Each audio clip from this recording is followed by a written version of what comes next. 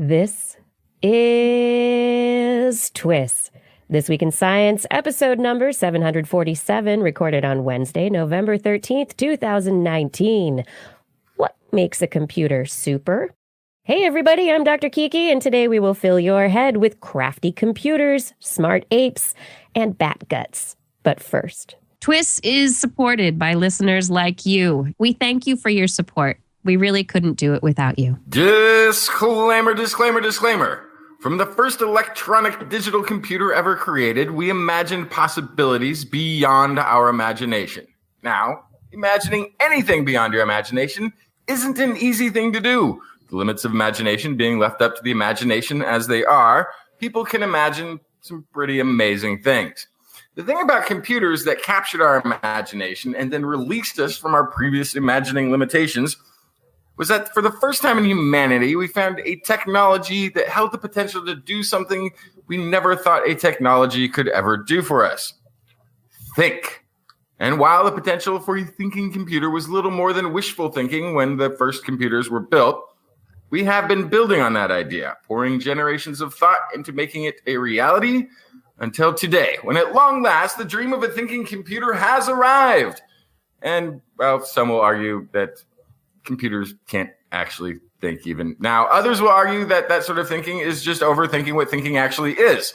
And still others will remain convinced that no matter how advanced a computer may become, no matter how many or how fast the processing power becomes, even if they can form personalities and act out opinions, they will never replace This Week in Science, coming up next. I've got the kind of mind I can't get enough. I want to learn everything. I want to fill it all up with new discoveries that happen every day of the week. There's only one place to go to find the knowledge I seek. I want to know what's happening.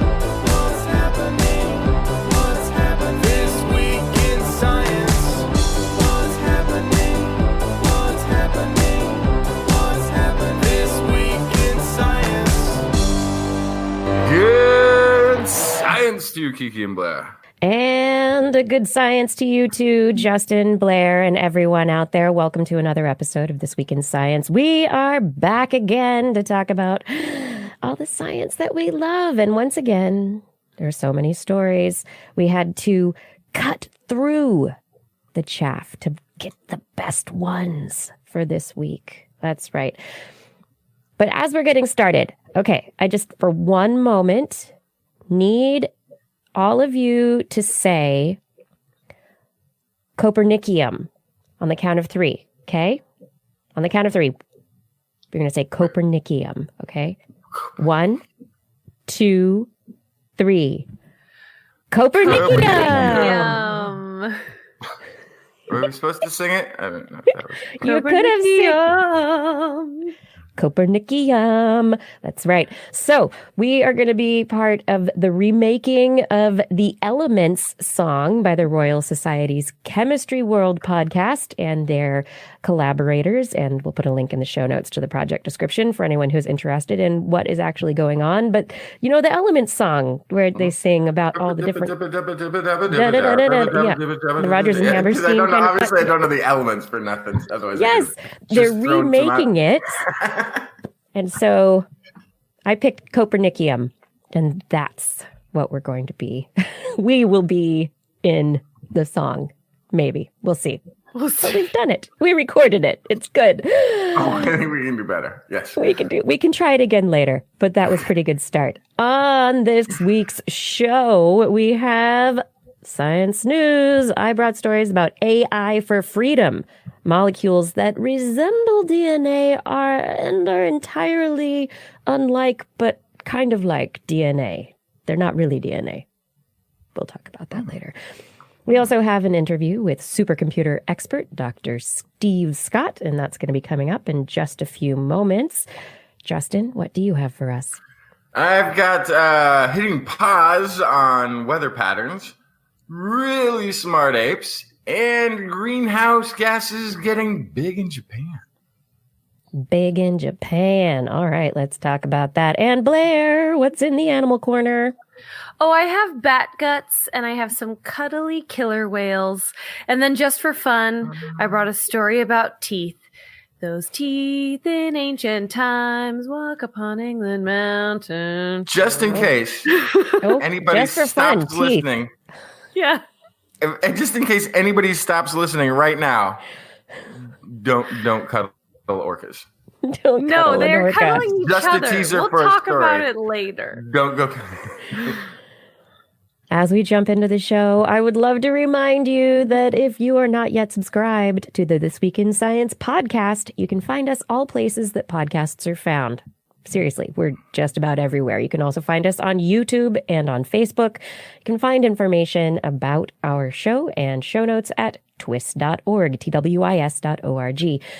That's also where you can find information about our 2020 TWIS Blair's Animal Corner calendar, which is available for pre-order now. But now it is time for our interview, and I would love to introduce our guest now.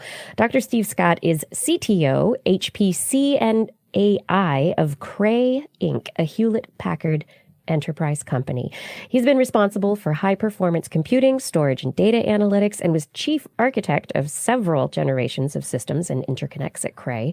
Dr. Scott has also served as principal engineer in the platforms group at Google. Before that, at NVIDIA's Tesla business unit, Dr. Scott earned his PhD in computer architecture and BSEE in computer engineering.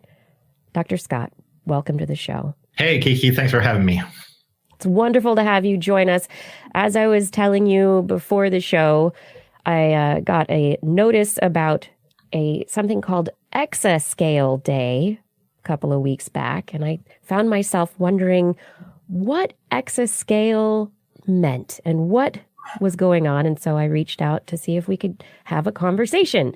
So first off, we're going to go there. We're going to find out what exascale really means. We're going to talk about supercomputers.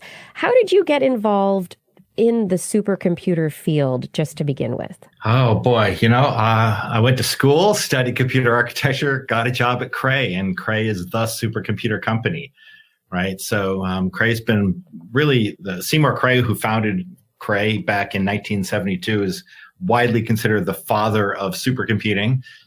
Really defined the whole genre, and Cray has been kind of the institution in high-end computing, supercomputing for 40, 50 years now. So started right out of school. In fact, I was an intern here for a couple of years and loved it, and been here ever since. The quick definition on what makes a supercomputer, though, because 50 years ago, a supercomputer couldn't have been that super compared to like an average iPhone today. Right. So we are all carrying around in our pockets computers that are much more powerful than the first supercomputer that Cray built back in the 70s. So, so it's a moving target, right? A supercomputer is just whatever there's no definition, right? It's just like, when you see it, it's the biggest, baddest, most powerful computers around. There's no strict definition of what's a supercomputer, but it's basically just the most powerful computers that are used for the most leading edge stuff. Today, a supercomputer will be the largest ones are the size of a basketball court or two. I mean, they're huge. Think thousands, tens of thousands of computers all networked together, solving one big problem. And you can spend anywhere from at Cray anywhere from maybe a few 100,000 up to a few 100 million on your computer, depending upon how much cash you've got and what kind of problems you want to solve. So if I spent some time collecting everybody's cast-off computers and decided I was just going to network them all together, I could build myself a supercomputer in my basement. Yeah, probably not a very good one, but yeah, you could do that. But I'm just wondering if there is something about like the actual architecture that goes into the circuits in the super. I mean, I've got, a Windows-based PC, that tower that's sitting here that my husband helped build, and we've got some really good processors in it. But how is what I have different from what goes into the supercomputers that you build? Yeah. So fundamentally, if you just bought a bunch of PCs, went out to Best Buy, collected a bunch of PCs, got them from your friends, hooked them all up to an Ethernet network, and downloaded some software off the internet, you could kind of run parallel jobs on that and call it sort of a supercomputer. It'd be most of us would call it a cluster. Really, it's just supercomputers today are kind of similar to that. We used to build custom design processors. The original Cray supercomputers were a single processor, a single processor spread over 3,800 different circuit boards, built out of little, ECL-based chips that had just a few gates on them, and they were very bespoke, custom designed things. Now, Cray doesn't even build our own processors. So we use the same sort of processors that you'd have in a PC, server versions of those. So they're faster. They've got maybe more memory channels and more cores on them and such. So it's, think about something that might cost you $1,000 to buy the processor. The fastest supercomputers today typically will have GPUs in them as well. So the things that were originally designed to do graphics, but now people are doing regular computing on those. And so you'll maybe have some CPUs and GPUs tightly connected. And then you've got to put the right interconnect on the machine. So you're taking, in the largest machine, tens of thousands of these nodes, each of which will have some CPUs and GPUs, and tying them together with a custom design interconnect that allows them to communicate at very high rates and with very low latency and synchronize. And then there's a whole bunch of specialized software that runs on top of it that takes all these tens of thousands of processors and makes them work in concert on one big problem, solving it together. So it's a matter of the adding up all the processors, really good network, lots of memory bandwidth, a very strong I/O subsystem to move data into the system. So it's all commodity technology, but put together in a way with a lot of specialized software on top that makes it work as one system. Where are we currently in the power for processing? So do you mean power as in thermal power, or do you mean power as in performance power? Great question for my question. I meant performance power. So in terms of how many computations or processes per second? Yeah. So the fastest machines right now are doing about 100 petaflops. So first of all, what is a flop? A flop stands for floating point operation. So floating point means it's a fractional number, not an integer. And an operation is basically an add or a multiply. So think about a 15-digit number, 3.468 blah, blah, blah, blah, blah, times 10 to the 12th. And then multiplying it by another 15-digit number. That's one flop or floating point operation. So 100 petaflops is 10 to the 17, a 1 followed by 17. That's 100 million billion, that many operations every second. So that's kind of where we're at today. And the next big frontier is an exaflop. So when people talk about exascale computing, they're really talking about being able to do a billion or 10 to the 18, a quintillion operations every second. You made Blair's face go funny. What happened to your face, Blair? Come back.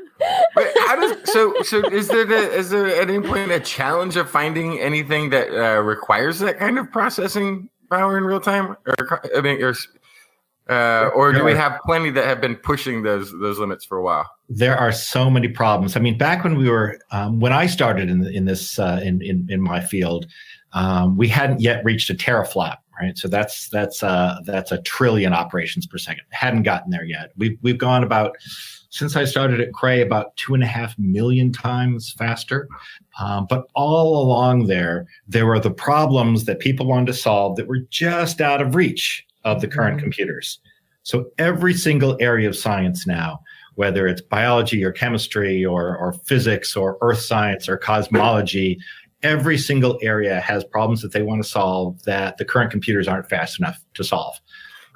That's what they're saying. Become the universal scientific instrument. You think about building a high energy super collider or something, and it's an incredible piece of instrumentation, but it does one thing. It smashes particles together and sees what happens. You can't use that to study biology or to look for, predict the weather or anything else. But a computer can be used for literally every area of science. And there will not, once we get to an exaflop, people start talking about the first zettaflop computer, which is 10 to the 21 operations, and it'll never stop.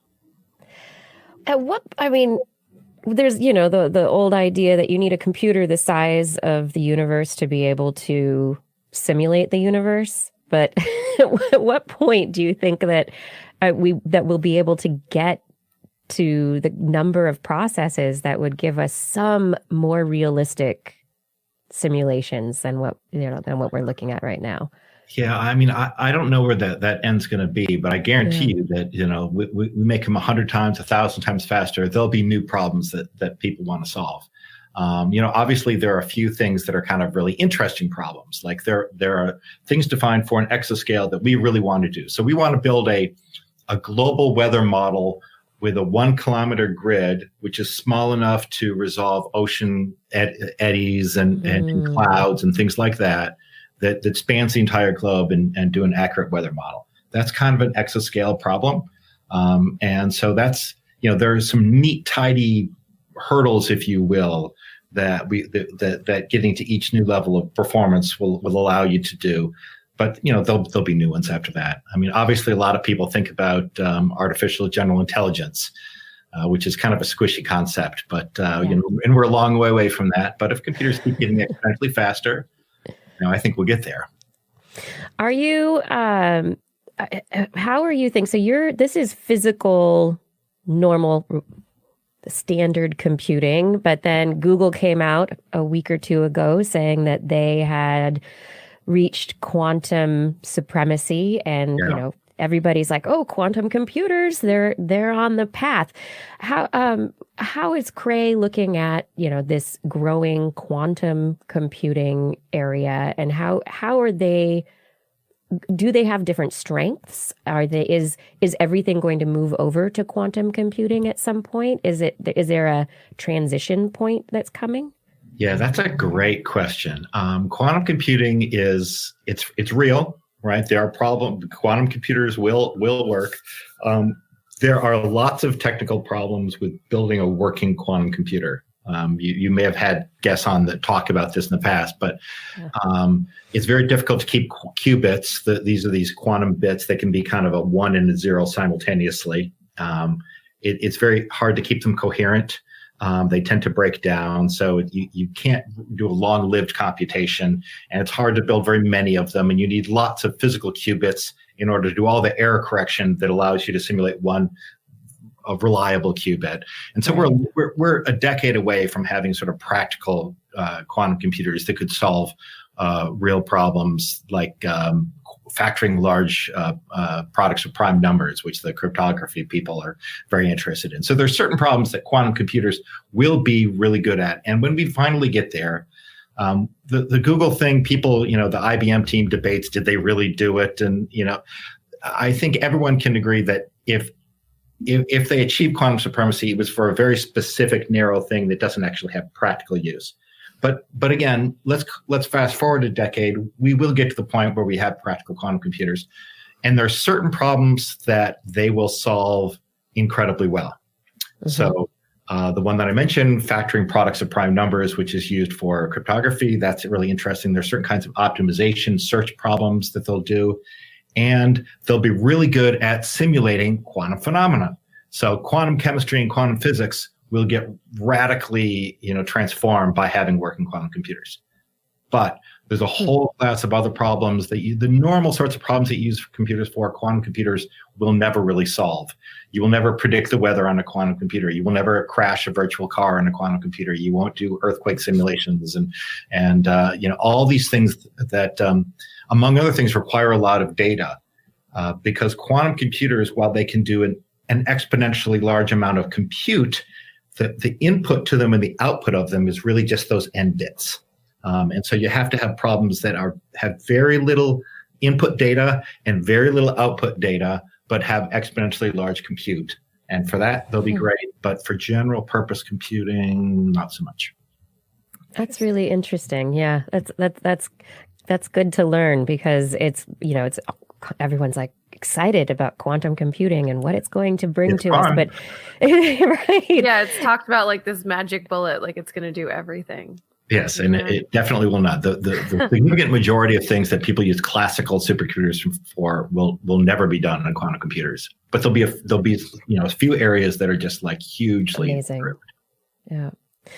In terms of, you mentioned when you're talking about the processors that you use, you mentioned the gates in the process. So you've got the chips and they've got their transistors in them. And we all know from our cell phone technology, stuff is getting smaller and smaller and smaller. And there's been this idea of Moore's law with, this technology rapidly advancing and the power of processing getting faster and faster. And it's really been that way. We've seen computing it's just been growing so quickly.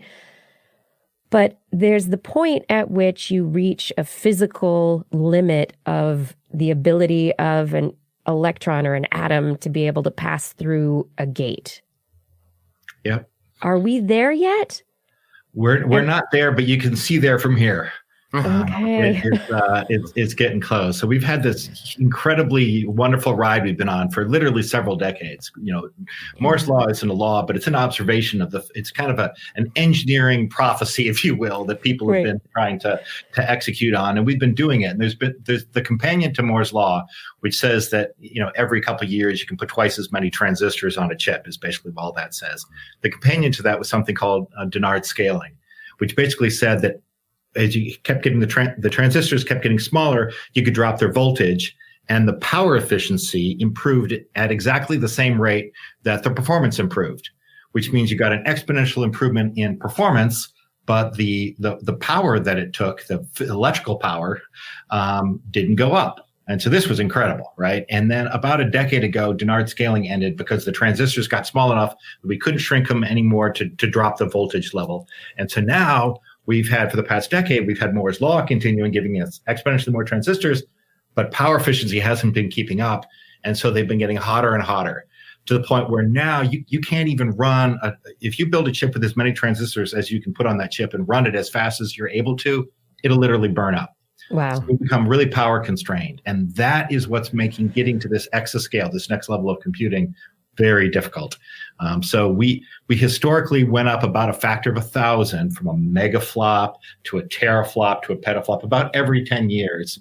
And we should have been hitting an exaflop this year, but it's gotten harder because we're getting closer to the end of Moore's law. So Dennard scaling ended. So power efficiency hasn't been keeping up, but now we're in the last few generations of being able to shrink the transistors for exactly the reason you said. You're getting close to the atomic limits where you can't keep building a transistor. The current lithography, which is kind of the feature size, is down to currently about 7 nanometers. A nanometer is tiny. Angstroms, right? And you're getting very close to atomic scale. And we can get down to 5 nanometers for sure, maybe 3 or 2, but we're in the last few generations. And it'll probably slow down again the way it continue to kind of slow down a little bit. Exactly. The power, This is a problem because we've all become addicted to more exponentially improving, computing performance. I for one am happy. If my phone gets any smaller, I won't be able to read anything on it. This is a good stopping point. Everyone with Coke bottle glasses. Your phone is getting exponentially faster performance, but you still can't get good call quality. So it's gotten the same. But I mean, the computing world is kind of freaked out about this because what happens if it just ends? If we can't get, we don't have anything to replace CMOS, which is the particular kind of silicon technology, complementary metal oxide semiconductor, the way we build transistors. If we can't replace that with something faster, then the joyride we've been on might end. The good news is if you look back 100 years, we've gone through like 5 different discontinuities, from mechanical switches to electromechanical relays to vacuum tubes to discrete transistors to integrated circuits. And that doesn't say that there's going to be another one to some new technology, but it kind of gives me hope that we'll find something. Do you know of anything that is in research that people are looking at that seems to be a front runner or a possible option? There are a bunch of things that are being looked at, like graphene and spintronics and such, superconductivity, superconducting circuits. None of them look super promising at this point. We're also running up against technology issues having to do with memory technology, and there's some stuff coming down the pike that's a little bit more promising for memory. How do we replace the DRAM that you've got in all your devices? And there's where actually carbon nanotubes look like they might be interesting. So jury's still out, and we've got about a decade before it becomes a serious problem. Yeah, a while back, we learned about memristors and the ability of memristors promising us a computer that can instantly turn off or turn on without having to be booted. Actually, the memristor was invented by a guy named Stan Williams, who was a longtime employee of HP. Right. So I know that he's a great guy. Memristors right now haven't really panned out that well for the memory technology, but it turns out that they're really there's an interesting application of using the same technology to do a neuromorphic processor for artificial intelligence that can allow you to sort of simultaneously do a giant matrix multiply, which is the key operation when you're training big deep neural networks using memristor technology. So. Oftentimes, if you develop something for one application, you find, it actually works better over there. All right. So it's going to be, the memristors are going to be involved in that AI world takeover. Good to know. As far as the exascale computers that you are going to be initiating in the next year or so, where are they going? What are the plans for them? I mean, do you know the kind of research that's going to be done with these? Because I know there's the U.S. government has purchased several of these exascale computers. There have actually been 3 exascale systems that have been announced and contracts signed worldwide, and they're all 3 in the U.S. and they're all 3 in the Department of Energy. So it turns out that people may not know this, but the U.S. Department of Energy is really the leading institution in the world for building and using big computers. There are 2 halves of the DOE that do big computing. One is the Office of Science. So Oak Ridge National Lab and Argonne National Lab are both in the Office of Science, and they do open scientific research. So they're almost like a big university. They tend to focus a little bit more on energy things, but they're doing things like trying to improve the efficiency of wind turbine and farms, building next generation small modular nuclear reactors, chasing fusion nuclear energy, power grid planning, trying to design more efficient biofuels and engines, that sort of thing. But they're also doing the cancer moonshot is one of the big problems at Argonne National Lab. So they are really trying to use deep learning and simulation and modeling to go after cures for cancer. So they do kind of open science in lots of areas. The other half of DOE is the National Nuclear Security Agency. So the organization that's getting the big computer there is Lawrence Livermore National Lab, and they're the ones that keep track of our nuclear stockpile. Yep. So it turns out that we banned blowing up nuclear weapons some number of years ago, which is a good thing, right? We don't do that anymore, but they still have to test them and make sure that the current stockpile is safe and do whatever they do. But now it's all done virtually. And so they're kind of the other organization within DOE that uses really, really big computers. Yeah, and yes, and I'm glad. I want them to have the supercomputers. I want them to know what's going on with that nuclear stockpile and maintain our safety. That is such an important job. Yeah, The thing I love most about my job is that I get to work with all these people and see what they do with our machines. Building the fastest computer is like, okay, that's neat. that doesn't actually do anything. It's what they do with the computers that is really, really rewarding. It makes you feel good about, helping them make the world better by advancing science and, industrial competitiveness, trying to build better materials and more efficient turbines and engines and all that sort of thing. So very cool to see what our customers do with these machines. Oh, it's going to be incredible. I mean, I had the chance to visit, I believe it was Oak Ridge National Lab, and they were also doing some protein modeling. And so that's one of the things that I think is very exciting is the biological aspect and the application to help us, be able to potentially target new therapies, be able to figure out exactly what molecule in the body you can target and what it looks like. And so really visualize that lock and key phenomenon that we talk about so often. Yeah. The old way of going after cancer was you look at the most common mutations of cancer and you try to figure out how those would interact with different drugs and how the mutation interferes with the protein social networks and all that. But the reality is that a good half or so of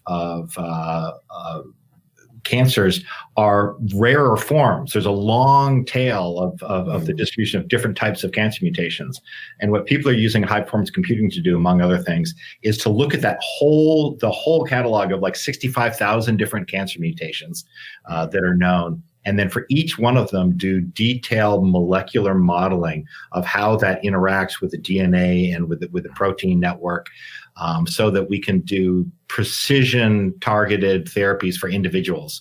So you take the information you have about a person, the specific cancer mutation they have, their specific DNA, other attributes about them, and then you can figure out targeted treatments and therapies for them. And it's really pretty cool. And then cancers, they can take on epigenetic changes once the cells are already there. So they can even shift the target in the body at the same time. And this is one of the areas where there's a lot of promise for what we see overall, this trend towards converged AI and analytics and simulation, where you can do a combination of sort of data analytics and deep neural nets and traditional simulation, all in a big workflow to sort of have a multifaceted attack. It's really awesome. The first thing I ever saw the university computers being used for at UC Davis some 20 years ago was to model bobsled runs that I think they were giving to the U.S. Olympic team.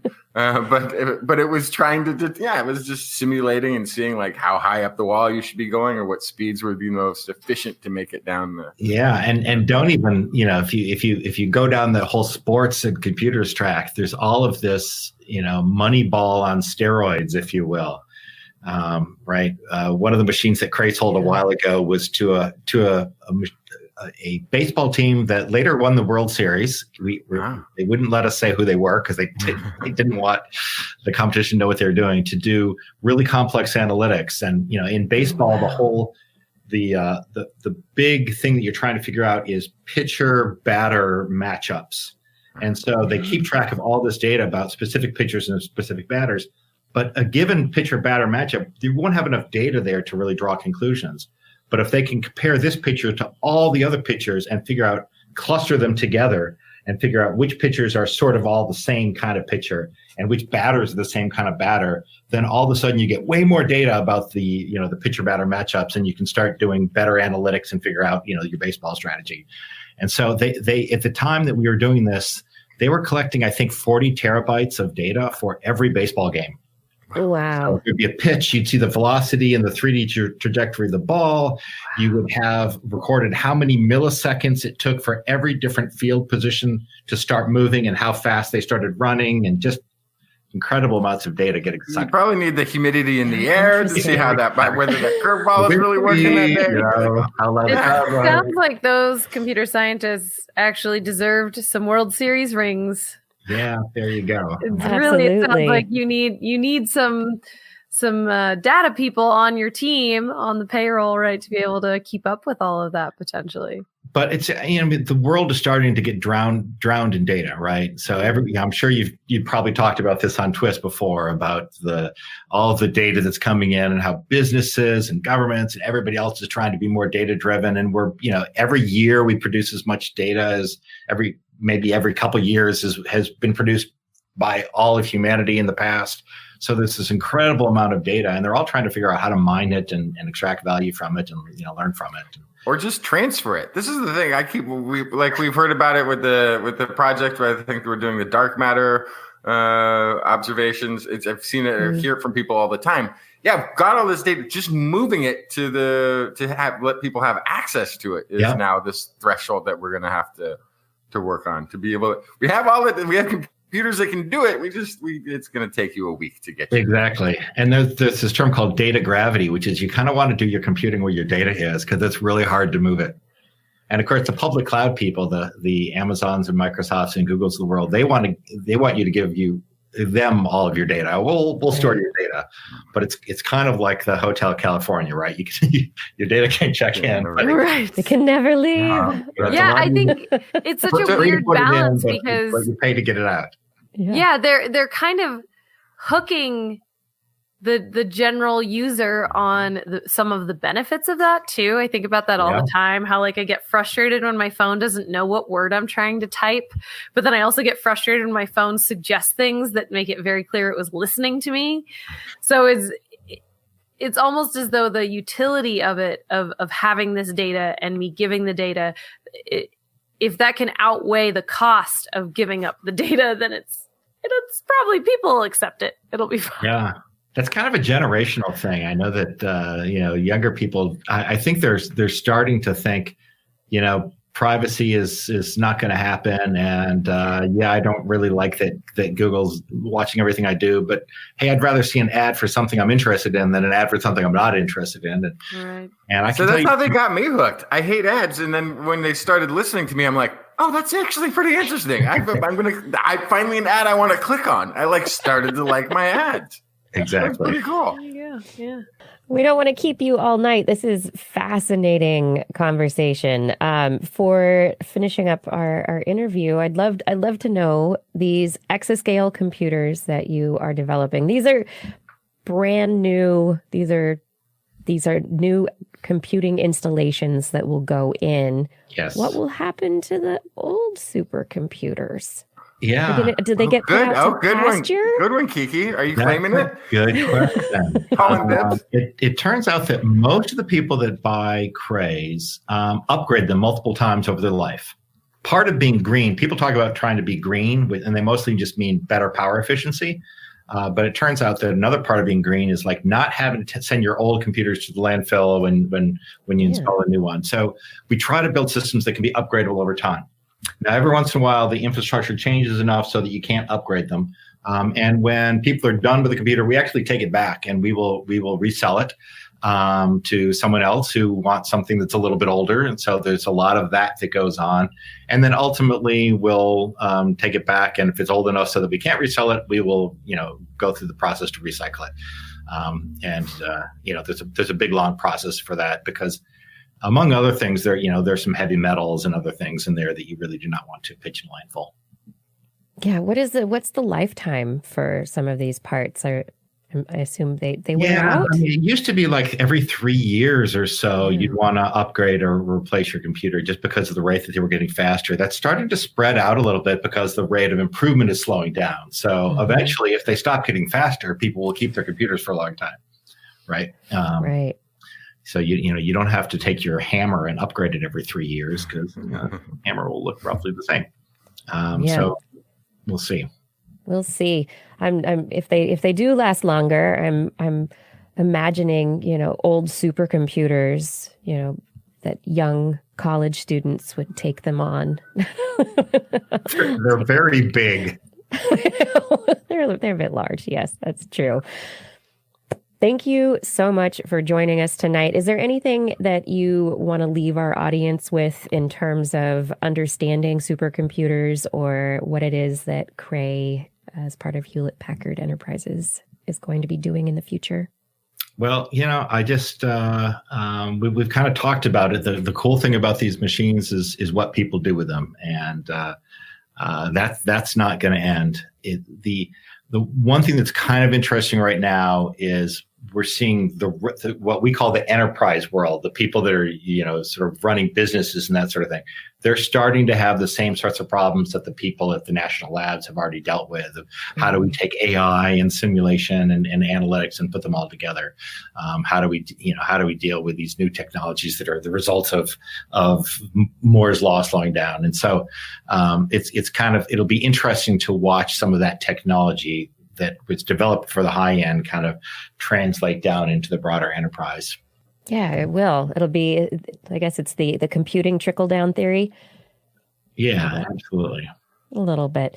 Where can people find out more about these supercomputers? Is there a location where they can go to learn more about Cray?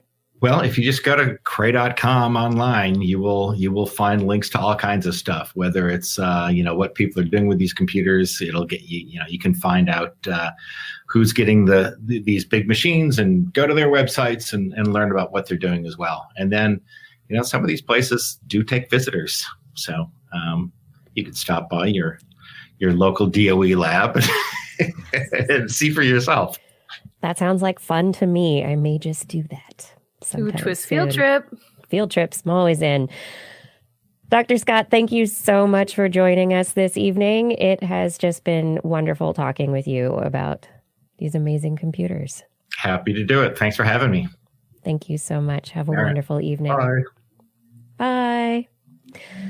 All right, everybody. This is This Week in Science. We're going to take a quick break right now, and we will be back with all sorts of science. I've got some crafty computers. I'm going to stay themed up for a little bit in the second half, and we've got bat guts and smart apes coming up in just a few moments with more This Week in Science. Stay tuned.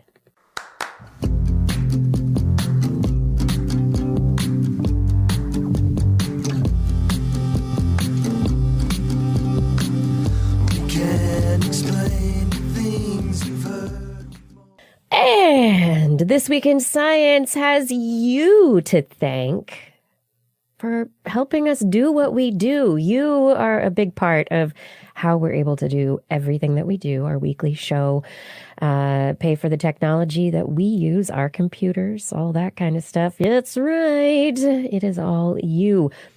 Right now, it is TWIS Blair's Animal Corner calendar season. That it is. So if you are needing a calendar for 2020, or if you just need some cool art and you want a TWIS calendar, there you go. Or if you want to give a gift to somebody who loves animals and TWIS, go to twis.org. TWIS.org is where you can find the link to buy the 2020 Blair's Animal Corner TWIS calendar. Please do it now. That's right. Get in there so I can send you a calendar before the end of the year, and hopefully in time for the holidays. If you do it now, I'll get it in the mail, and then it'll get there in time for whatever holiday you celebrate. Let's do that. Twis.org. Twis.org is also where you can subscribe to This Week in Science. There's a big subscribe button. Click on that button. You'll be able to find links to the Apple Podcast portal, to Google's podcast portal, and to iTunes. Yes. No, I said iTunes. To YouTube. There's all these vowel sounds anyway.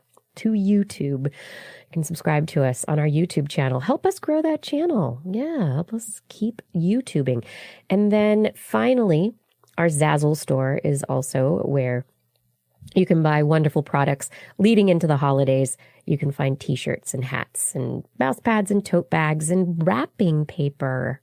I mean, it might not last very long, but it might be fun to have some Animal Corner themed wrapping paper under your tree or whatever, for whatever gifting purposes that you perceive coming into the holiday season. Oh, what did I forget? Patreon. There's the Patreon link. Yes, you can support us in an ongoing fashion. Click on the Patreon link. Become a patron of TWIS and help us keep going into the new year and buy Blair that computer that she needs. We're saving up the money but we still need to do that. This is This Week in Science, and we cannot do what we do without you. We thank you so much for your support.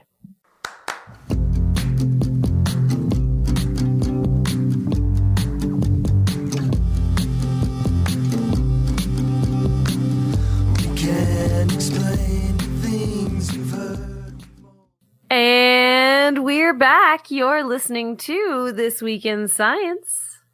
We are back. Hey, Blair. Hey. I think it's time for What Has Science Done For Me Lately? What has it done? Well, according to Topher wrote in to say, Dr. Kiki, what has science done for me lately? I am a pool operator in charge of 3 pools and a spa. Science allows me to keep an average of 500 people a day safe by properly filtering and sanitizing the water. Without science, the patrons enjoying the spa would be breathing in Legionella-causing Pontiac fever or Legionnaire's disease. Yikes. The children enjoying the splash pad who put water in their mouth, no matter how many times you warn them not to, would be exposed to nasties like Giardia, E. coli, and the newest concern, crypto. And that's not like blockchain crypto. No. Cryptosporidium is chlorine resistant and can live in chlorinated pools for up to 12 days due to its oocysts. Hey, great to know that now. Thanks, Topher. Gross. Look what we made. Yeah. Science allows me to keep up to date with current health concerns of how to sanitize the water. Chlorine byproducts are very nasty, and swimmers inhale these gases the entire time they're in the water. Recently at the World Aquatic Health Conference, WAHC, WAHC, I learned how other countries are limiting their use of chlorine and looking to a multi-prong approach to cleaning water for bathers, more filtration, biofilters, enzymes, etc. Without science, we would not be able to enjoy water parks, pools, and spas safely. Thank you, science. Topher from Plainwell, Michigan. And he's given us some links that I will be able to put on our website as well for those of you who are interested in information from the CDC on chlorination and cryptosporidium. Bah. And that's to bring the point home a little bit. There was a number of deaths recently associated, I believe, in North Carolina with an exhibit at a fair where they sometimes will bring out spas as, like, you know, you can go look at all the new spas on the market as part of one of the merchant exhibits. And apparently about 4 people, I think, died from what they think was possibly Legionnaire's disease, but they were still looking into it when I was looking at the story. So this was within the last month or so. Wow. From exposure to this spa water and the vapors that came from it. So it's not there's more to cleaning a pool than getting the dead leaves off the surface there. There's definitely a need for the science, because it is a much more dangerous thing that we are encountering than many of us realize. Absolutely. And if anyone who has ever done the chemicals, the pool chemicals, it's chemistry. You're trying to get the pH, and you've got acids and bases and various things, and it's fun, but yeah, it is a serious business if you want to have a safe pool that also doesn't leave you smelling like a pool. Yeah. Well, and if your levels aren't right, you have to shut down. It's very serious. But we also, of course, know that now that depending on the type of pool, sometimes if you have a saltwater or a sulfur pool, those also fight bacteria, but in a very different way. Yeah, there's completely different systems. Yeah, so there's different options there. We can't all just go out and swim in the ocean. So it's kind of important to be able to figure this out. It's such a fun, pleasurable experience. And the sooner you do it, the better chance you have of being able to enjoy it the rest of your life. People that haven't swam as kids, sometimes they have a really hard time taking the plunge as adults. So it needs to be clean for those immunocompromised children, right? Absolutely. Topher, thanks for keeping the swimmers safe. I appreciate your letter very much. It was that was one that we have not heard previously, so I like that one. If you have a story, an email, a sonnet, a song, something, a haiku that you would like to share for What Has Science Done For Me Lately, send me an email, Kirsten, Kirsten, at thisweekinscience.com, or leave me a message on our Facebook page. That's This Week in Science over on Facebook. And hey, if you're watching on Facebook right now, hi. Hope it's all good. If you're on YouTube, hi. Hey, everybody. How's it going? It's time for science news. Science! Beep, beep, beep, beep, beep, beep, beep, beep, beep, beep, beep, beep, beep.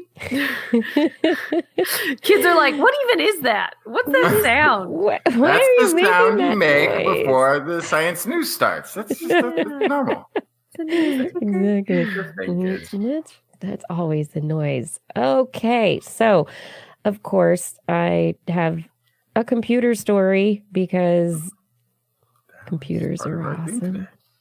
It's part of our theme today. So, science researchers from the University of Maryland, and I want to say thank FADA for this story. They are introducing an AI, an artificial intelligence algorithm named Geneva. Geneva might sound like a nice female algorithm, but Geneva is short for genetic evasion. And Geneva learns how to circumvent censorship. They tested Geneva on computers in countries where the internet is censored, where internet searches are censored, China being one of those countries, and India and Kazakhstan, where it was another. So 3 countries they tested Geneva in, and Geneva found a variety of ways to get around the censorship. So people using computers and searching the internet could search at their pleasure wherever they wanted and get around the blocks that are normally there. The researchers developing this algorithm are very interested in freedom of information and freedom of people to be able to search for information. They say that currently the evade detect cycle, so evading the censorship and being detected, this requires extensive manual measurement, reverse engineering, and creativity to develop these new means of censorship evasion.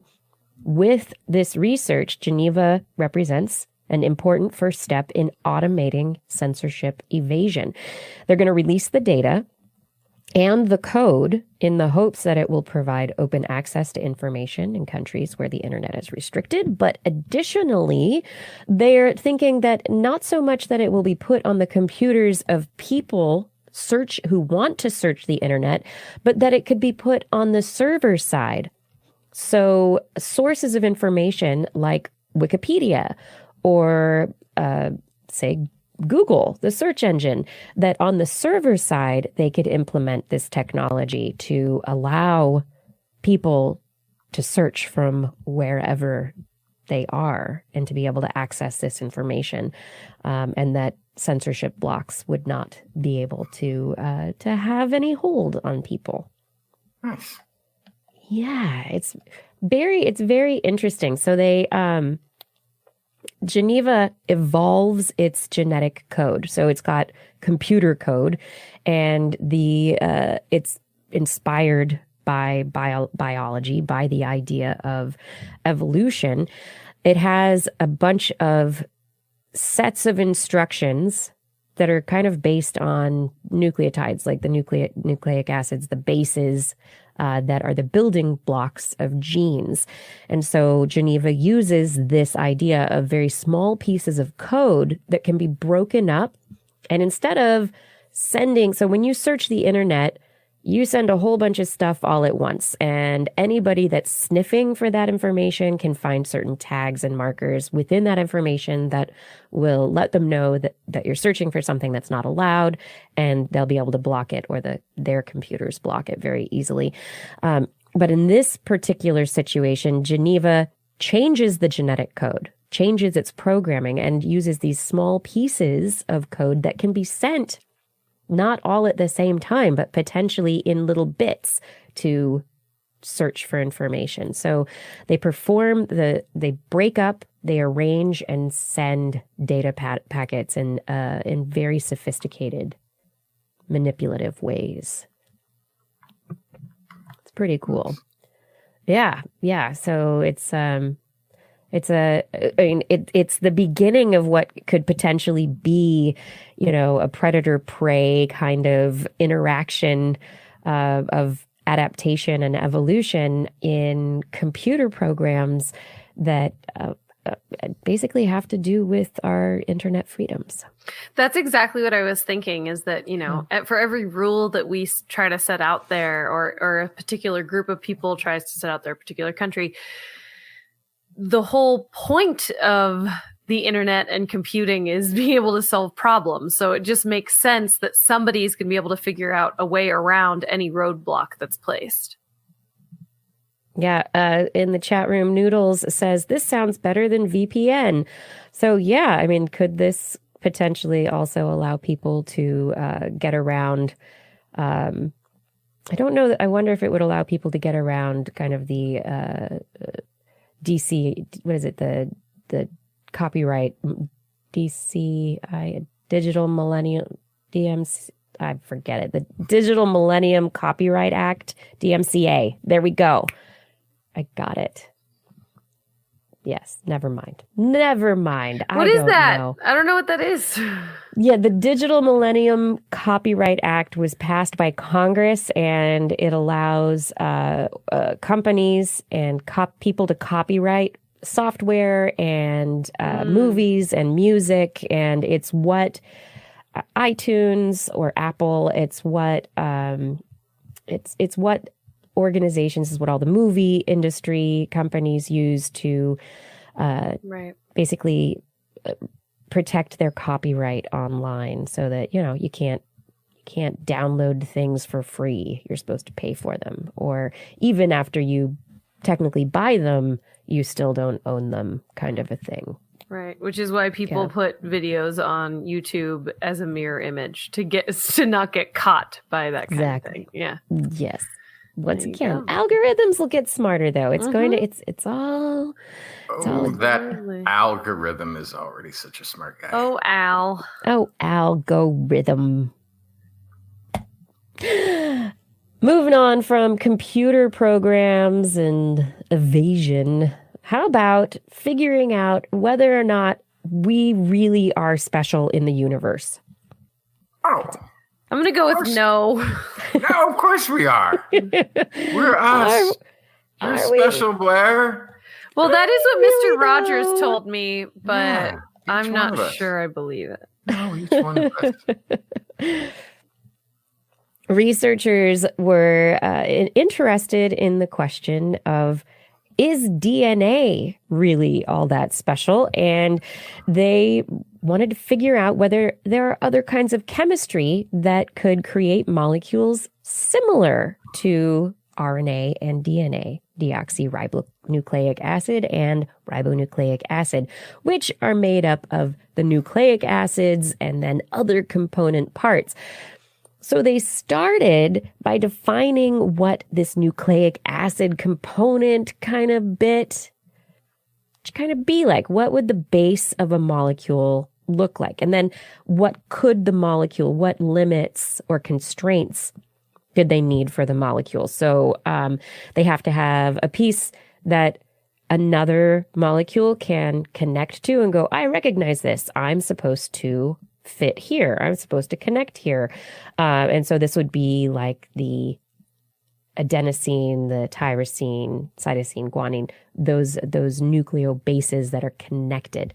And then also points that to connect this to scaffolding to make so that it can all link together to create larger molecules.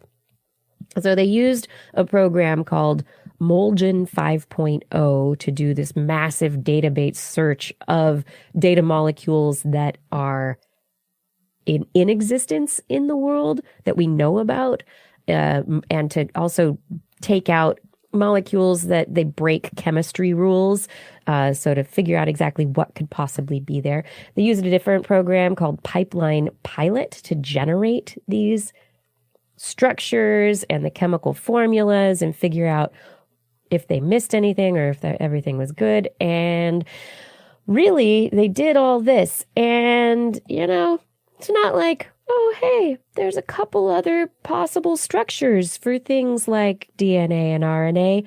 Nope. Nope. They counted some basically like 1.5 million.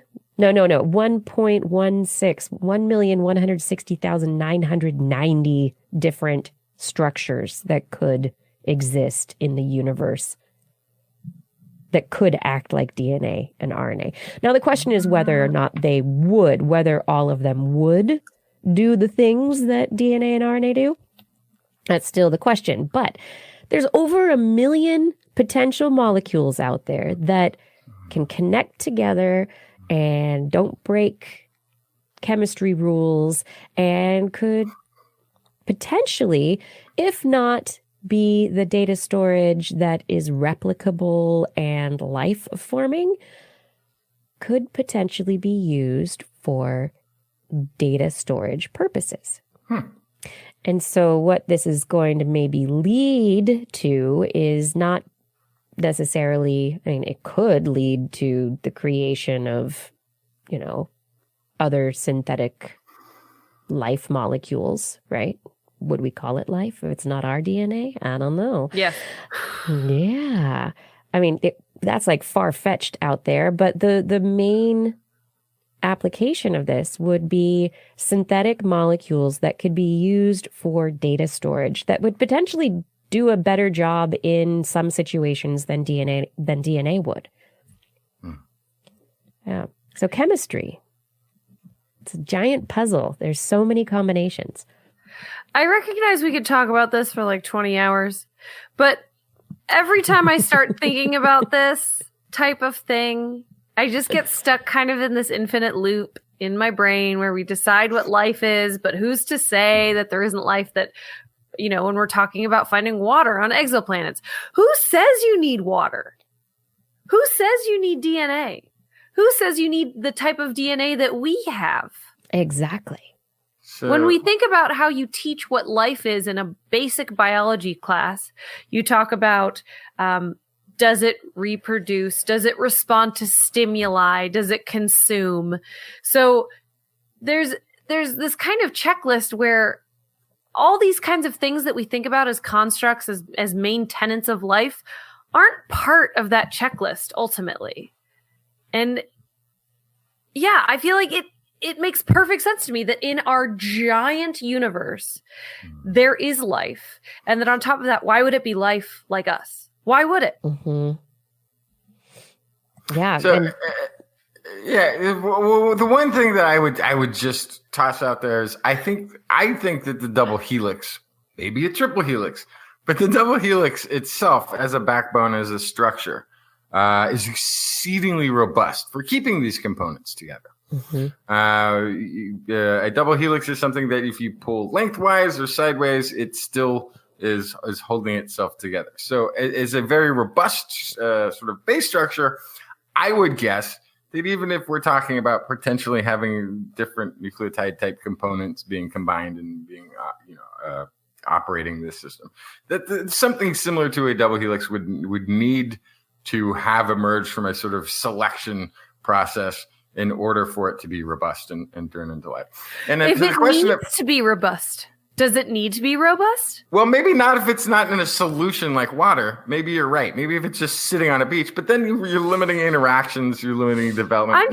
Maybe it's something where maybe the type of life that is out there doesn't even need to be in order. Okay. You know, there's I think there's all life this kind is of stuff. very I'm much just saying order. that we It's have sort of all hard these to. we have all these kind of assumptions Right. about what life needs, and I'm just as food for thought. I don't have an answer, but who's to say? Yeah, and then to the question of synthetic, is it, what do you call it? Life. Da, da, da. I sort of always think of my children, as synthetic versions of myself, right? Because they aren't actually me. They're based up of components that DNA and these sorts of things combined together with another person's DNA. But they're not. They're like synthetic versions of us. No. They're life. They're just right. And so if we get to the point where we have created a system that is self-replicating and can grow and can do these things, it's life creation. It doesn't have to be synthetic. There isn't a right way to have begun that journey in the first place, other than like if it's not primordial soup. But if we're creating a primordial soup, as it were, then aren't we just recreating the thing that makes life in the first place? Well, I think the difference between organic life, the way that we think of it, is that occurs through biological processes, whereas synthetic is, we're talking about, okay, we took molecules in the lab and put them together in a very specific conformation, and it wasn't something that was driven by the wind and the mud and the salt water. It wasn't this thing. It was we put it together in a particular way, and then we did something with that's synthetic biology. But that's as nature did that too. There wasn't a biological process that got this started. Sure. Chance. That's what got started. The biological process of chance. Which biology is based on life, which then what is life? And then we're back in this circle again of what even is life. Oh my gosh. This is the episode for people who never mind. Go sit, stare at the corner, think about what is life anyway? Oh my goodness. No. It's not life, it's just molecules, man. This is This Week in Science. Justin, what'd you bring?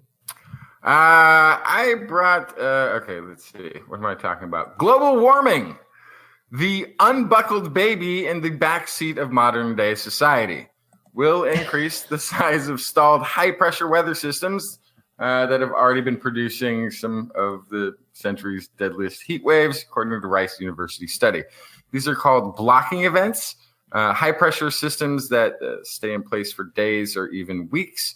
So the end result of this then being that polar vortex that comes down and passes through the Northeast over a series of days could stay there for a series of weeks. A drought situation, say in California, that could happen for 2 or 3, 4 months, could stay much longer. And much of this is being driven, and we've already been knowing this, because as the polar region heats up, there's less contrast between the airs that are swirling all the way around that the cold air at the pole, and that cold air at the pole interacting with the lower air is usually causing great amounts of turbulence and moving and wobbling, and so we get weather patterns that keep moving about and being active. As the temperature in the pole heats up, we have less of a dramatic effect and an interaction. And so weather patterns can begin to stall. As has been found by an algorithm, these guys did some math, using data sets from comprehensive climate model simulations, Rice fluid dynamics, which I love that these guys are fluid dynamics because they're working with vortexes, and they're working with these very complicated systems, which we can model the atmosphere pretty awesomely with. This is Ibrahim Nabizadeh and Pedram Hassanzadeh and others found that the areas of blocking events in the northern hemisphere will increase by as much as 17% due to climate change. Their study is available online from Geophysical Research Letters. It's also co-authored by Da Yang, Lawrence Berkeley National Laboratory, and the University of California, Davis, and Elizabeth Barnes of Colorado State University. One of my favorite things of this story is the Hassanzadeh and and Nabazada, they came across the finally figuring out that their scaling models landed on the right one, having both gone to the DMV, their local DMV, and having to spend the entire day doing nothing but waiting. They optimized that time to select the model, what ended up being the correct model going forward. Which I think That's funny. Yeah, so maybe we just need to send more scientists to the DMV to get more science done, right? No. Yeah. Yeah, but this is another element to global warming is that it is weather. It is climate and weather are not exactly the same thing, but climate is a lot of weather data points put together. Pretty much, So- you can summarize it. Yeah, the way that we talk about it when we talk to kids about the difference or just general public is I like to say that weather is what you wore today and climate is your entire wardrobe. So you have kind of these fixed data points versus long-term trends. So Correct. the climate in San Francisco, I don't Like have that snow clothing. pants. Yeah. But the weather today, I wore a sweater. So it's kind of like, within the smaller pieces. I love that example. Yeah. So the weather, this weather pausing, these blocks are as if you were not allowed to change that sweater for a week. Regardless. Right, like Now I you're stuck ran with out your of winter sweater. sweaters because I only have a couple. Because normally it's only cold for a couple days, but then I had to wear the same 2 winter sweaters over and over again because Over for and some over weird and reason over it again. stayed cold for a really For a long month. time. Yeah. So this pausing is of course going to be pretty dramatic. There's another study along this line that was showing that the monsoon season is going to shift over Asia, which is where much of Asia gets rainfall that's required for food production and fresh water for humans to consume. That the monsoon pattern might move the monsoon. They're starting to build the models for very dramatic, not just temperature shifts. The temperature thing is going to be taking place in ways that we're not going to be as affected by directly as the extreme changes in what the local weather, what the local climate then, therefore, is going forward. And these blocking events are just one more way the unbuckled baby in the backseat of modern society could be flung free from the vehicle. We don't want that to happen. No. In other news, forgetting Planet of the Apes may not be such a far-fetched idea after all. This is, of course, the classic sci-fi movie where at some point in the future, apes have evolved to take the place that humans once held as the sentient ape on the planet. Just different ape. It's actually not far-fetched at all. It's just different great ape. This is new research from the University of Adelaide suggests that the great apes of today, the current great apes inhabiting planet Earth, are smarter than Australopithecus, our pre-human ancestor. So we're not included this. So it's non-human great apes. Thank you. Yes. Okay. Oh no, actually, we can be part of it too. They're including us in the data set. We are included in this. Yes. Okay, Well, I good. think that one was already figured out. That we were likely more intelligent than that makes sense. Australopithecus. Yeah. This is a group that included Lucy, the really famous leaky fossil find. So the study conducted in partnership with the Evolutionary Studies Institute at the University of Witwatersrand. That's Witwatersrand, that's the South Africa, I believe. And published today in Proceedings of Royal Society B, challenges the long-held idea that because the brain of Australopithecus was larger than many modern-day apes, it was smarter. What they looked at was the rate of blood flow to cognitive parts of the brain based on the size of the holes in the skull that passed the supply arteries. So it looks like this technique was calibrated in humans and other mammals and applied to 96 great ape skulls, 11 Australopithecus fossil skulls.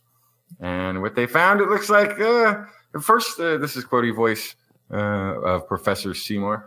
And he says, the results were unexpected by anthropologists because it had been generally assumed that intelligence is directly related to the size of the brain. At first, brain size seems reasonable because it is a measure of the number of brain cells, neurons. On second thought, however, cognition relies not only on the number of neurons, but also on the number of connections between them called synapses. These connections govern the flow of information within the brain, and the greater synaptic activity results in greater information processing. Human brain uses 70% of its energy on synaptic activity, which translates into 15 to 20% of our energy overall, and requires about 15% of the blood from the heart to occupy it. So, seeing the increase in blood flow to the brains of great apes versus Australopithecus put them in the conclusion that the great apes probably had better cognitive ability than our pre-human ape-like ancestor. What do you think? Do we agree with this? And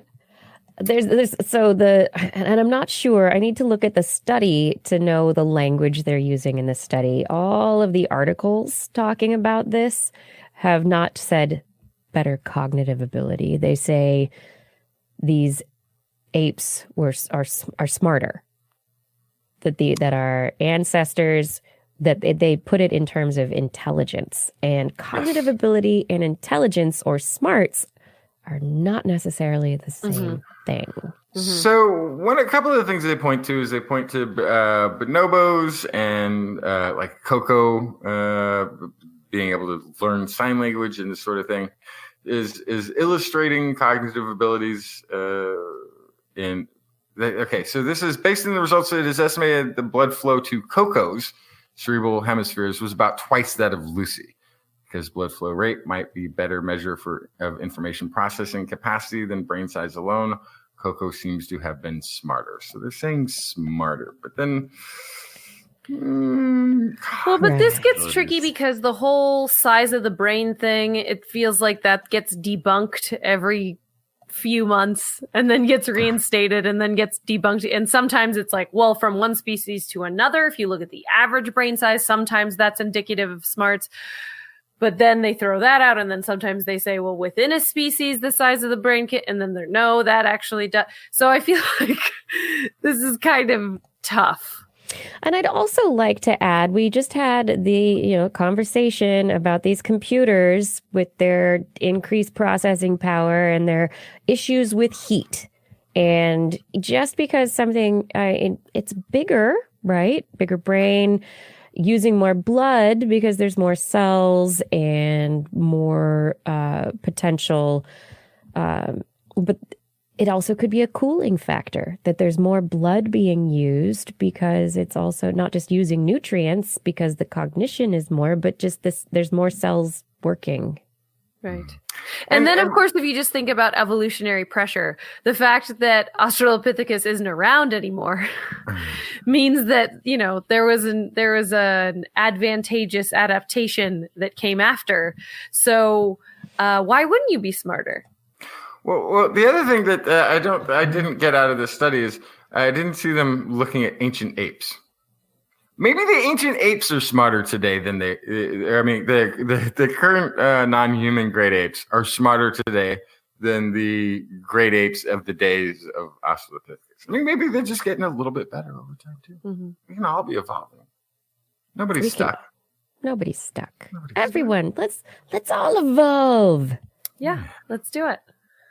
We like evolution. Yeah, well, so the interpretation that this blood flow issue has to do with cognition, I kind of go, but I'm sure they've studied it and talked about it. But it'll come back up again, I'm sure. Mm-hmm. Because you know what?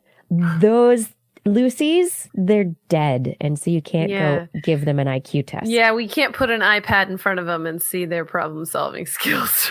Nope. Unless we got we can't teach Lucy sign language, can we? Justin, no. No cloning Lucy. We could try. We could try. You had we to could try. take note. All right. Well, now let's try to have some Blair's Animal Corner.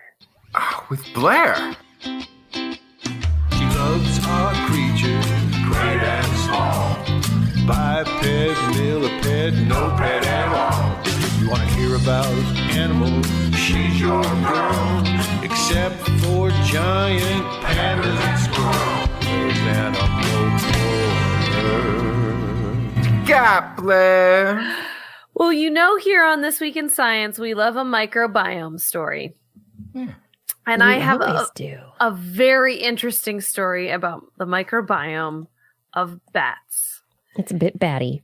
Yes. Now, in general, when we look at mammal guts, we know that pretty much every mammal we looked at, from dogs to dolphins, they have a community of helpful bacteria. Their microbiome living inside them helps them with health and survival, helps them to digest food, helps them to fight off nasty bugs, and it's integral to survival.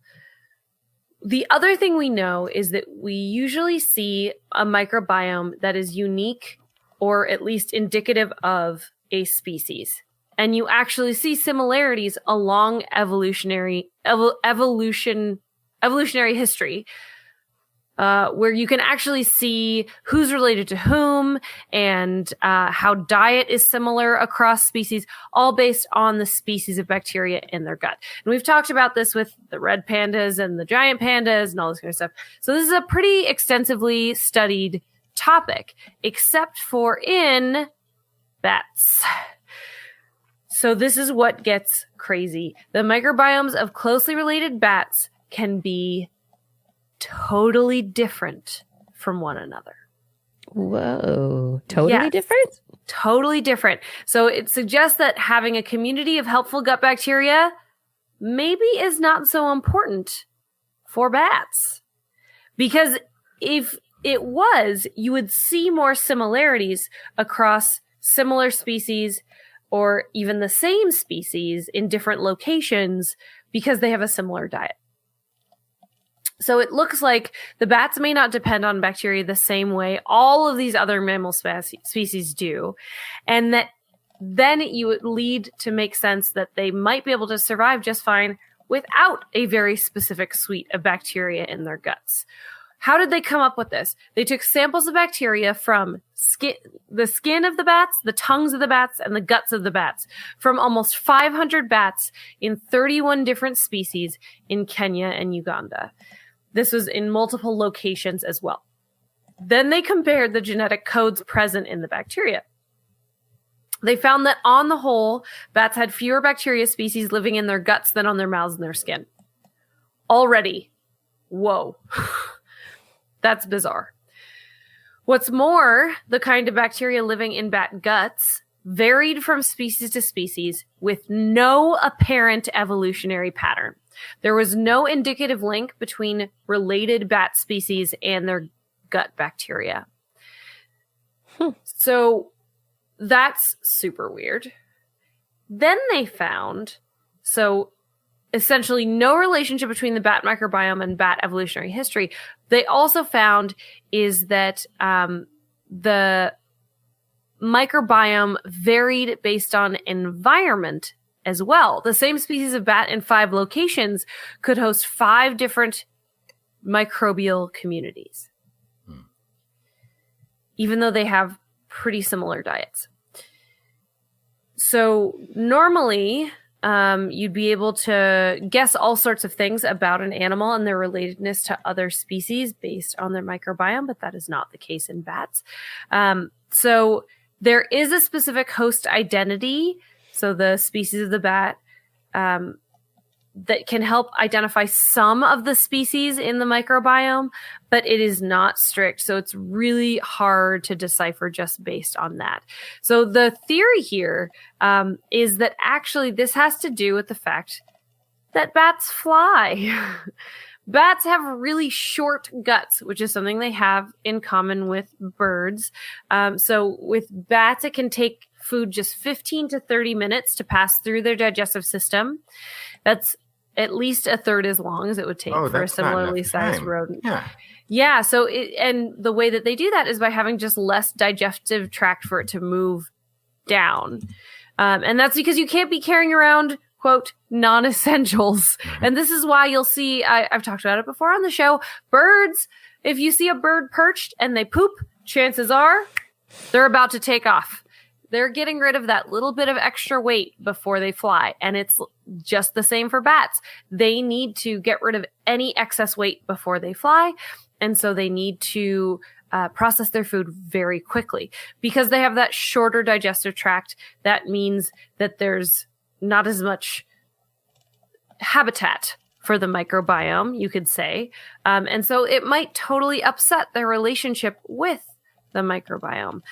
This does also tell you, though, that if the majority of their microbiome is on their skin and in their mouth and not in their gut, and that it's highly dependent on where they live, that means they're very susceptible to environmental change. So they consider this a quote unquote transient microbiome. So if their microbiome changes rapidly because their environment changes rapidly, that could actually impact them negatively as well. So of course, there needs to be a huge amount of additional study here. This is just kind of a giant aha moment where we recognize that bats are super weird when it comes to the microbiome. So this is an opportunity to look into this further. I did a little digging too, because they compared them to birds, and the microbiome of birds is very understudied as well. For every species of bird where they've looked at microbiome, there's at least 10 mammal species that they've looked at the microbiome. So there's really not a lot of information out there on bird microbiomes either. So I would be very interested to see if there's a correlation there, if it's similar, the way that the microbiome is related amongst species of birds versus species of bats. Yeah, it would be very interesting to know. There's so much, as we talked about with Tobin Hammer, there's just so much we don't know about the microbiome. And to find out that there are many species of insects who potentially don't even need a microbiome. Mm-hmm. Right? So this just when you start thinking in that direction from a different framing of microbiome and what is necessary and what is not necessary and why you would have one or why you would not have one. And like it brings up all sorts of different possibilities. But then this also makes sense why probiotics are part of the conversation in trying to solve white nose syndrome in bats. Mm-hmm. There's all sorts of stuff here that kind of clicks into place potentially, but bats, they're an enigma. Wrapped in a mystery. Yeah, they have all sorts of stuff to teach us. I can't wait to learn more. And speaking of animals that have much to teach us that we didn't know anything about before, I also have a story about orcas, killer whales. Yeah. And new drone footage. This drone footage was gathered non-invasively. They had a camera hundreds of feet above the whales, and the whales, as far as they could tell, could not tell that it was there, did not respond to its presence. They combined that with underwater microphones, tracking devices on Chinook, which is their main prey in that area, what they're going after. And they also had some underwater footage. And all of that together, they were able to follow one particular pod of orcas. And they found a lot of interesting stuff. They were trying to figure out kind of like where the food goes, how they follow the food, what specific food they're eating, so that they can kind of extrapolate larger environmental impacts and how to protect the animals. But they stumbled across something else entirely. So one, they found that there was a baby in the pod they were following, and the baby repeatedly was nuzzled by its mother and would slide along the mother's body, touching the mother's body the whole time, seemingly just for fun, and would playfully tail slap mom on the head. And the same baby they found toting a salmon around in her mouth for 2 days.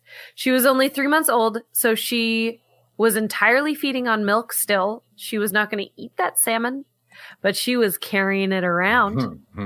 So the question is she teething?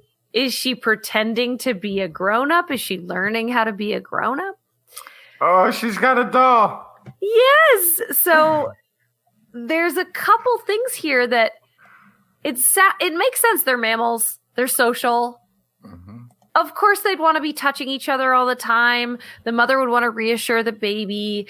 Of course, there's something that the baby is learning from the mother and other members of the pod. But this is something that hasn't really been observed before.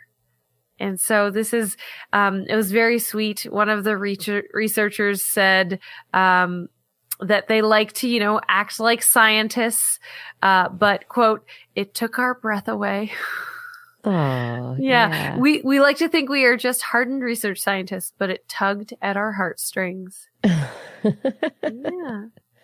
So as it would. I mean, people are people, and yeah, and so neat this to is see this kind of connectivity between other animals, other mammals. Absolutely. And so this is enlightening, to say the least, for an animal that it's hard to think about it now, but not that long ago, killer whales had a pretty bad reputation, hence the name, right? Mm-hmm. And it's nice to see this, but it also will have impacts on researchers' understanding of pod dynamics and how they move. And so they were supposed to be monitoring the movement of this Chinook versus the killer whales, the orcas. They kind of stumbled upon this whole other element of it, which is, maybe they might be following these salmon because it's the best food source, but they also might be following the salmon because it's a good way to teach the baby how to hunt. Who knows? I'm sitting here and watching it right now, the mother playing with the baby. Oh my goodness. It's very sweet. Play is really important. We've talked about that on the show with the rats that get tickled by researchers, and that's their reward. Play is a huge important part of life, especially if you're a social creature. Yeah, from what we've seen from research, that social animals especially play is a big part of learning about your connection, but with other animals, with other individuals, in whatever your social group is. Yeah. So if I can just use this as I'm going to quickly step on the soapbox and step off to say, and the same is true for human children as well. Yes. Play is very important for human children and adult children as well. Humans of any age. Play is important to develop our social skills and to stretch those muscles. And don't forget to play. Don't forget to play. And don't forget human touch when it's appropriate. That's right. Touch is also important. Mm-hmm. That oxytocin, right? When appropriate. Yes. When consensual and appropriate. Yeah. Moving into our quick stories for the end of the show. Speaking of touch, well, sometimes a touch can turn into I'm a big black hole and I'm throwing a star out of this galaxy. Just get out. No. Get out of here. Researchers at the Australian National University have discovered a star that is traveling through our galaxy at record-breaking speeds, 10 times faster than most stars. It is traveling at millions of kilometers per hour, 20,000 light years away, which in terms of the galaxy is, it's like pretty close, I guess. They used the 3.9 meter Anglo-Australian telescope at the ANU Siding Spring Observatory to look at the dispersely or sparsely populated edge, the outskirts of the Milky Way. And they found this star that apparently, based on its speed and its trajectory, they tracked it back to the center of the galaxy. And they're pretty sure that it got slingshotted out of our galaxy as its trajectory is going to make it leave our galaxy pretty soon. It's on its way out. So the same way that we've seen some asteroids passing through our solar system, these interstellar interlopers? Well, there's some stars that are potentially transiting out of our galaxy to visit maybe other galaxies far, far away. Very active activity going on in the center of our galaxy. Yeah. Very active. Very active stuff. We got a big old black hole there, that's Sagittarius A prime. And then my final story, a little hiccup. There's just a little bit of a hiccup because researchers studied babies. They put EEG recorders on the outside of newborn babies' heads and also around their diaphragms to study what is going on in the brain when babies hiccup. We know that adults hiccup sometimes randomly. It can be kind of annoying, but there's this, nobody knows why we hiccup. Babies hiccup. No, it's a reflex, and nobody really understands exactly why. And the researchers isolated these contractions of the diaphragm, found that they lead to very specific electrical pulses within the brain. There are 3 peaks of electrical activity that occur after a contraction of the diaphragm. So there's a feedback loop. So similar to any muscle in the body for proprioception, when you contract your muscles and move them around, it sends a signal called the afferent signal back to your spinal cord, which then takes the signal to your brain to let your brain know that you're moving. The diaphragm does the same thing. When it contracts, it sends a signal to the brain to let the brain know that it has contracted. And so now they know what this signal looks like in the neonatal brain. And what they think is going on is that hiccups in adults are probably just a leftover from this baby stage of learning how to breathe through conscious control. Our breathing happens through reflex. You will breathe unless something stops you from breathing, but you can control your breathing. You can hold your breath, you can breathe faster, you can breathe more slowly through conscious control, and this is through control of the diaphragm. And now I have to consciously control my breathing. It was automatic until you pointed out that I can have conscious control over my breathing, and now I have to be conscious. Okay, breathing. So if I can throw an anecdote into this, the puppy that now lives in my home, that now lives in your home, your new puppy. My new puppy has been getting hiccups. Oh. She gets hiccups like once a day. And I was looking into it, and apparently that's a puppy thing. That's a thing that puppies get, but adult dogs don't normally get. Yeah. So this is very interesting that it's something that is a newborn baby thing as well. It's, yeah. She's learning to breathe. Breathe, puppy. No, the hiccups are good. They're teaching her how to breathe. These hiccups are potentially, this is what we think now. This is the newest cutting edge hiccup research. But then what triggers it in adults? I'm so curious, because there has to be some sort of sensory input that's triggering that old kind of vestigial reflex. Vestigial. Yeah. I mean, it could be something else, but this is what is thought now, that it is a vestigial reflex. But so there has to be something that's triggering it. It just proves that all of human lifespan is prolonged infancy. Right. Truth. We just never grow up all the way. Yeah. That's all.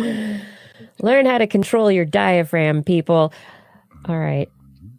Who's next? Who's got a story? Well, since we were talking about babies, I'll throw something else out about babies. Why would you throw things out having to do with babies? Why are you throwing babies I'm out? just throwing some baby teeth at the wall to see what sticks. This is a piece of research from McMaster University, and it's about human teeth. Apparently, your permanent molars carry lifelong health records dating back to the womb to actually be indicative of the nutritional value that your mother carried while she Wow. was pregnant with you, particularly looking at vitamin D, because dentin, the material under our enamel that makes up most of our teeth, forms in microscopic layers. And vitamin D, actually a deficiency in that creates a dark streak. Nothing we would notice, but something that if you had a microscope and you were cut open a cross section of a tooth, you'd actually see rings, kind of like a tree ring. And so that actually can give you all sorts of information about the vitamin D that was present in your life and in your mother's life when she was carrying you. My favorite example of that is that early colonial settlers in Canada, who were wrapped head to toe because it was so cold, would commonly develop conditions like rickets or die prematurely from other conditions related to poor vitamin D. And that is something that you can see in the teeth of the babies, even if it wasn't true for the babies. If the babies didn't have vitamin D deficiency, but the mom did, you'd see that in the molars. Good to know. Track the deficiency to see if it ever was there. Yeah, and just since I'm sure someone will Give ask, me your tooth. we are talking about adult teeth, which do form in your skull when you are in the womb. They're just inside your skull still. They don't come out yet. So they emerge at around age 6, but they do form in utero. So they carry that even though they're adult teeth. Cool. Justin, what do you have? Global warming. Oh, great. Drunk teenager on a double dare with the keys to the future health and safety of our planet. The faulty light switch in the gas leak of industrial garages is so rising CO2 emissions, obviously changing our climate. It's also changing the pH levels of our oceans, making them more acidic. Bad for the coral reefs, which, as we have learned from Blair, make 50% of the oxygen on planet Earth. Other chemicals processes are also being affected in the ocean. There's a research team taking measurements in the Pacific Ocean off the coast of Japan. Between 2013 and 2016, they discovered that in the subarctic region of the Pacific near Hokkaido, the water's lower pH is causing a chemical reaction in the waters, which is producing a significant increase in N2O production. Moreover, they conclude that if pH levels keep falling at the current rate, the N2O production rate in that part of the Pacific could rise by 185 to 491% by 2100. And as far as greenhouse gases go, it is 298 times greater than CO2 in its greenhouse gassy causing situation. So the paper is published in Nature Climate Change.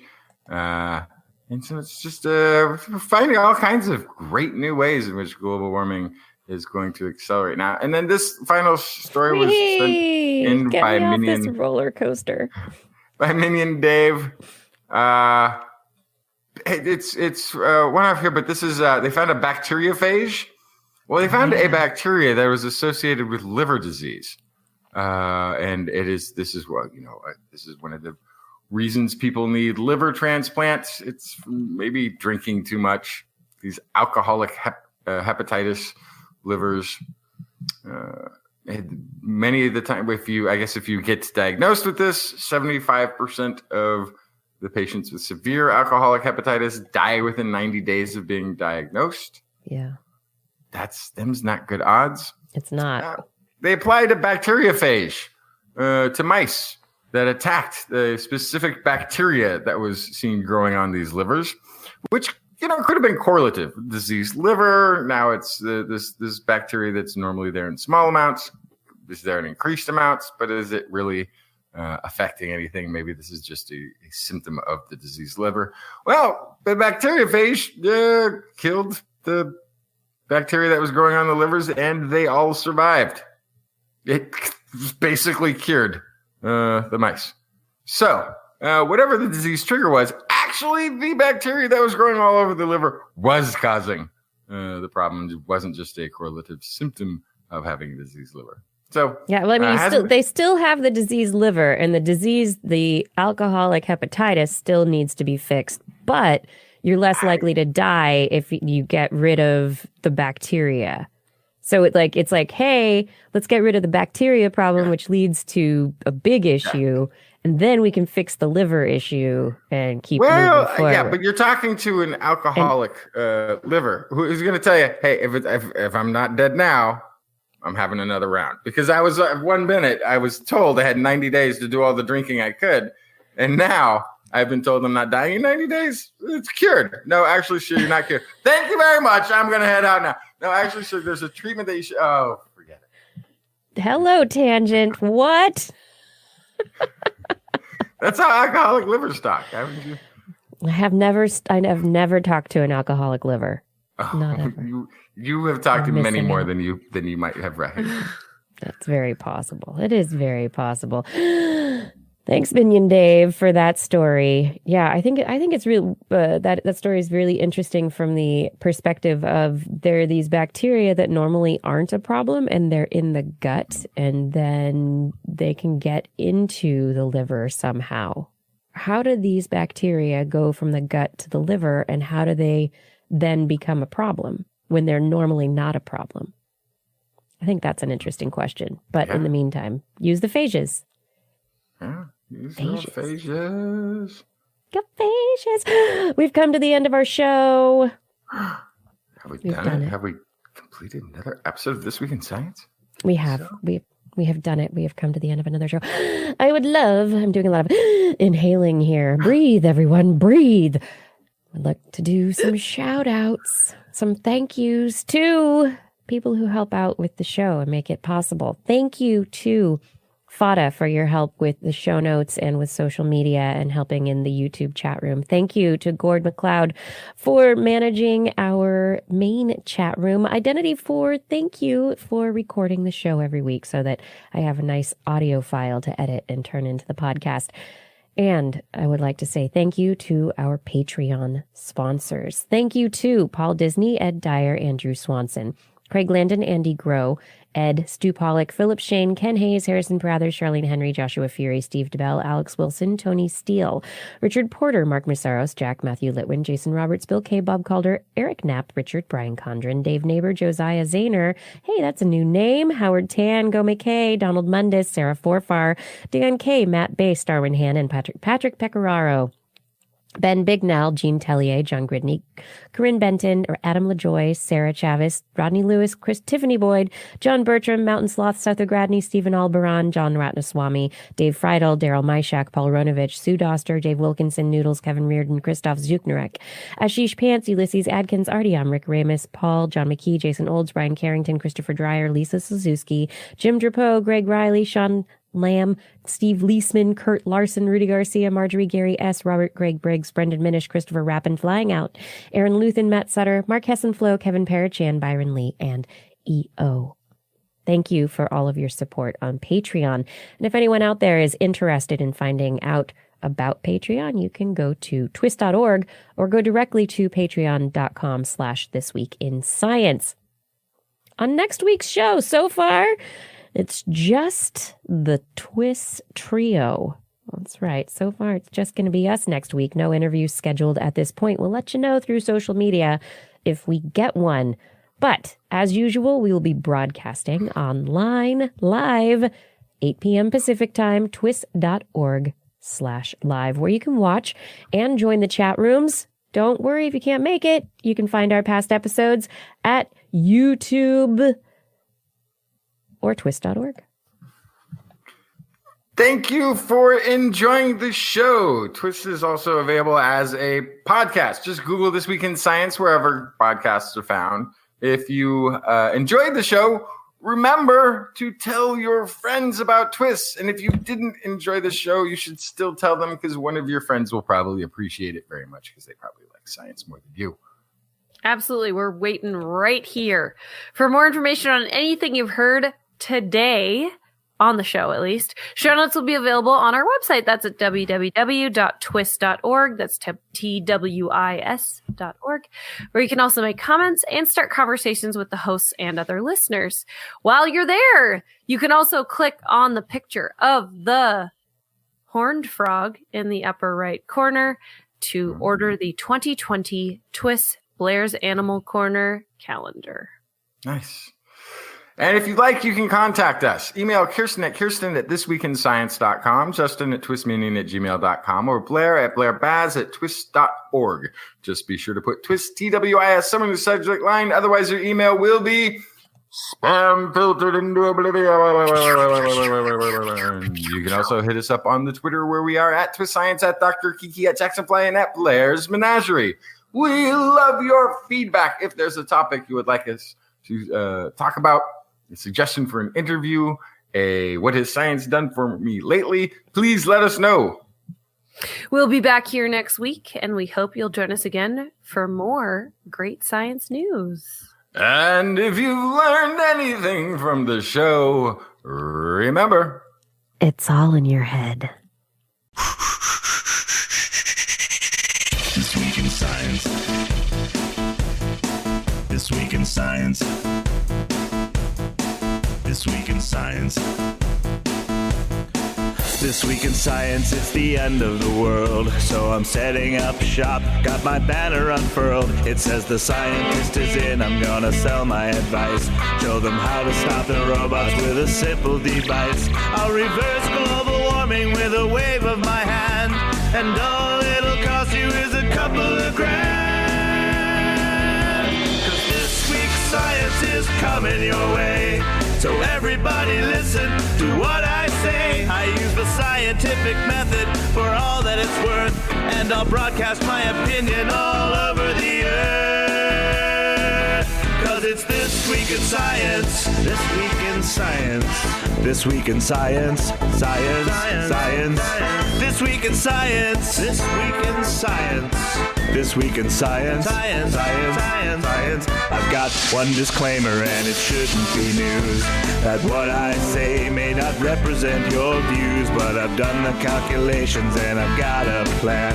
If you listen to the science, you may just yet understand that we're not trying to threaten your philosophy. We're just trying to save the world from jeopardy. Jeopardy. Jeopardy. And This Week in Science is coming your way. So everybody listen to everything we say. And if you use our method instead of rolling a die, we may rid the world of toxoplasma gondii. 'Cause it's This Week in Science. This Week in Science. This Week in Science. Science. Science. Science. Science. This Week in Science. This Week in Science. This Week in Science. Science. Science. Science.